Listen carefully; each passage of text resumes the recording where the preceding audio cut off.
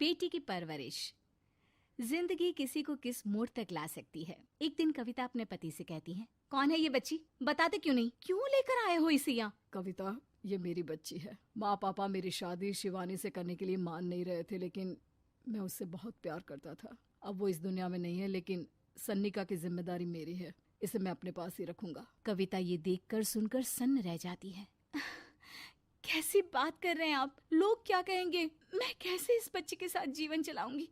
देखिए, इसे देखकर मुझे टेंशन हो रही है। आप इसे ले जाइए यहाँ से। मेरी भी तो बेटी है, मैं उसका हक कैसे मार दूं? दिनेश कविता को किसी तरह समझा लेता है। देखो सन्निका, ये आज से तुम्हारी माँ है, इन्हें तुम्हें माँ कहना है। कविता को तो सन्निका को देखना भी गवारा नहीं है, फिर वो उसकी माँ कैसे बन पाती? और शायद दिनेश भी ये हकीकत जानता था। कुछ साल बाद देखिए, अब राधिका बड़ी हो गई है, उसके लिए किसी अच्छे घर का रिश्ता देखिए ना। शादी तो करवानी है ना? हाँ, लेकिन सन्निका उससे बड़ी है, पहले तो उसकी शादी तय करेंगे ना। जमाना जानता है कि वो एक नाजायज लड़की है, कोई उससे शादी क्यों करेगा? वैसे भी आता है क्या उसे, जो कोई उसे अपने घर की बहू बनाएगा? तभी वहाँ सन्निका आ जाती है। पापा, मुझे स्कॉलरशिप मिल गई है, आगे का सारा खर्चा यूनिवर्सिटी वाले उठाएंगे। मैं कल ही वहाँ हॉस्टल में शिफ्ट हो रही हूँ। लो, सुना दिया ना फैसला। अरे अब क्यों शिफ्ट हो रही हो? पहले ही हो जाती शिफ्ट। दुनिया में यूं कालिक तो ना होती हमारी। क्या यार कविता, एक तो खुशी की बात है कि लड़की को कुछ आगे बढ़ने पढ़ने का मौका मिल रहा है, लेकिन नहीं, तुमको तो केवल ताना मारना ही आता है। जाकर देखो शिवानी क्या कर रही है। अरे हाँ, मैं शिवानी को दूध देना भूल गई, वो कैसे उठेगी? कविता को ये सुनकर गुस्सा आ जाता है। हाँ हाँ, अपनी किताबों से फुर्सत मिले तब ना। मेरी बेटी ना कुछ खाए ना कुछ पिए, यही तो चाहती हो तुम। सन्निका, जिसने कभी कविता से बात ही नहीं की थी, क्योंकि वो उसे हमेशा कोसती, वो वहाँ से बिना कुछ कहे निकल जाती है। खाना तो पूरा बन गया, अब जाकर आराम से पैकिंग करती हूँ, कल वक्त से निकल जाऊंगी। देखिए जी, वैसे तो ये लड़की मुझे एक आंख पसंद नहीं, अपने कमरे में पैकिंग कर रही है। अरे मुझसे तो कभी बात भी नहीं करती। आप साफ साफ बोल दीजिए उसे कि घर से जाएगी तो सारा काम कौन करेगा? उसकी माँ। माँ का नाम सुनकर सन्निका भी वहाँ आ जाती है। नहीं, वो कैसे करेंगी, वो तो मर गई है ना। उस मनहूस औरत को मेरे घर में याद करने की कोई जरूरत नहीं है, समझी? वैसे भी ना होते हुए भी तेरी शक्ल में लगता है कि वो हमारे बीच में ही है हमेशा से। तो ठीक है ना, जब जा रही हूँ तो क्यों प्रॉब्लम हो रही है आपको? सन्निका घर से निकल रही थी। कविता ना चाहते हुए भी सन्निका को रोक लेना चाहती थी, और वजह थी सिर्फ उसकी सोशल लाइफ का डिस्टर्ब हो जाना। किटी में कविता की सहेलियाँ कहती हैं, क्या बात है, तू परेशान सी लग रही है, सब ठीक तो है ना? क्या हुआ, उस सन्निका ने फिर कोई तमाशा किया क्या? अरे नहीं नहीं, चली गई, वो तो ऑक्सफोर्ड की कोई एनजीओ है, उसकी स्कॉलरशिप मिली है। मेरा भाई बता रहा था कि उसका तो फ्यूचर ब्राइट है। अरे चल ना, तुझे क्या, तेरा तो पीछा छूटा उससे। अरे कैसे क्या नहीं, घर का सारा काम करती थी। इसकी छोटी बेटी को भी तो उसी ने संभाला था।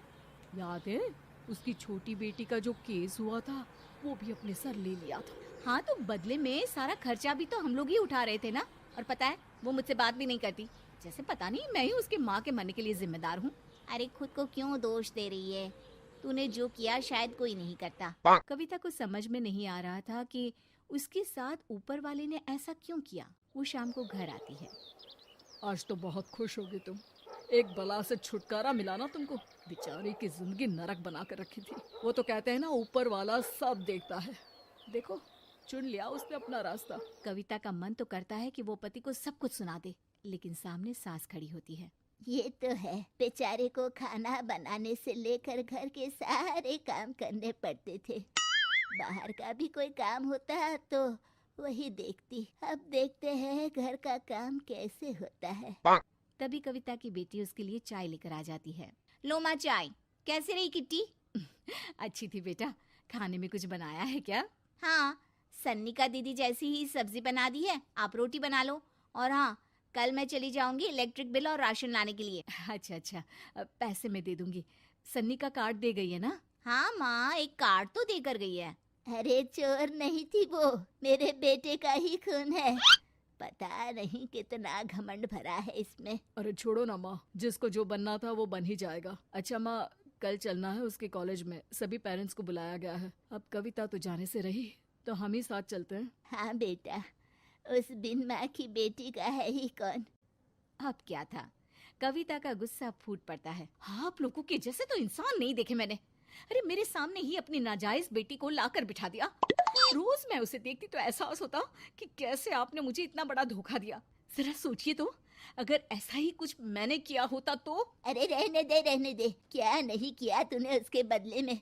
उस मासूम के साथ क्या क्या करती थी सब जानते हैं हम। अरे छोड़ो ना माँ, ये तो एक बात लेकर बैठ जाती है। चलो सोने चलते हैं। अगले दिन दिनेश और उसकी माँ सन्निका के कॉलेज में जाते हैं। कैसी हो बेटा, मेरा नाम रोशन करना।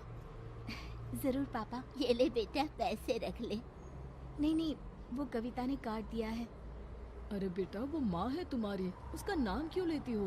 अरे हटाओ भी, क्या ही क्या है उसने इसके लिए, क्यों माँ बोले। तभी वहाँ सन्निका की टीचर आ जाती है।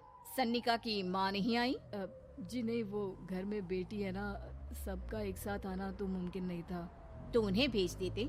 हम सभी उनसे मिलना चाहते हैं, मानना पड़ेगा। बहुत अच्छी तरह से पाला है उन्होंने अपनी बेटी को।